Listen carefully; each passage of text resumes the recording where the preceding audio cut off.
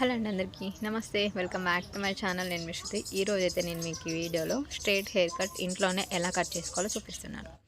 So నేనైతే మా పాపకు హెయిర్ కట్ చేస్తున్నాను అనమాట. జస్ట్ లైక్ అట్లా 2-3 మంత్స్కి ఒకసారి ట్రిమ్ చేస్తూ ఉంటా.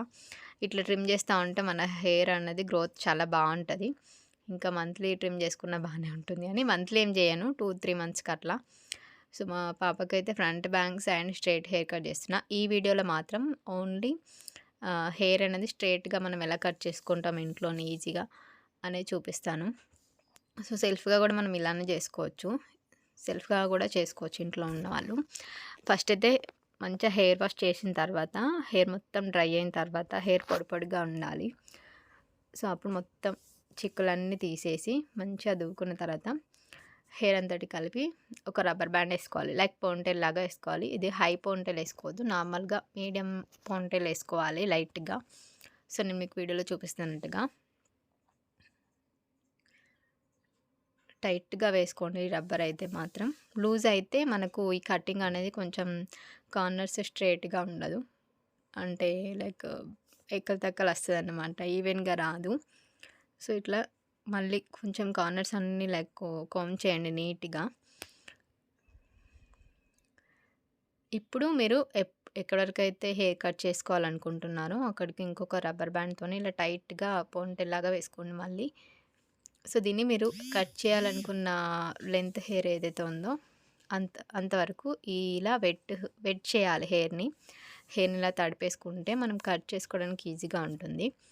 సో ఇట్లా ఈ రబ్బర్ వేసుకున్న దానికి పైనకైనా మీకు మీ ఇష్టం, ఎంత లెంత్ కట్ చేసుకోవాలి అంత లెంత్ కట్ చేసుకోవచ్చు. సో ఇప్పుడు మీరు ఈ లెంత్ని డిసైడ్ చేసుకుని అక్కడ వరకు కట్ చేసుకుంటే సరిపోతుంది. సో నేనైతే ఒక 2 ఇంచెస్ వరకు కట్ చేస్తున్నాను అంతే.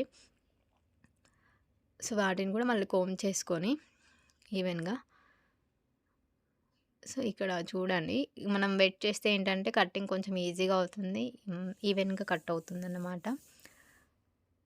సో అట్లా అన్ఈవెన్గా ఉన్న వరకు కట్ చేస్తున్నా. లైక్ 1.5 ఇంచ్ 2 ఇంచెస్ వరకు వస్తుంది ఆ లెంత్ అయితే. సో కత్తెర కూడా కొంచెం షార్ప్గా ఉంటే బెస్ట్ అన్నమాట, సిజర్.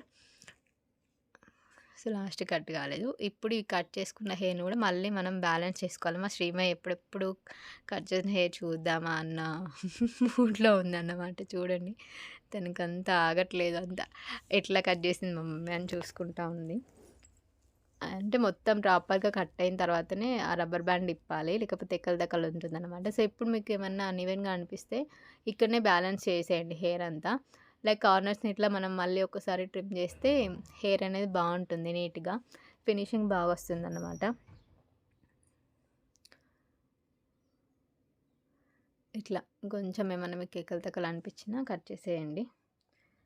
అండ్ పిల్లలు కొంచెం అటు ఇటు ఊతారు కాబట్టి నాకు కొంచెం మళ్ళీ హెయిర్ అనేది ఇటు రైట్ సైడ్ హెయిర్ కొంచెం ఎక్స్ట్రా అనిపించింది కట్ చేస్తూ ఉంటే, ఎందుకంటే మా పాప అటు ఇటు తిరుగుతూ ఉందన్నమాట.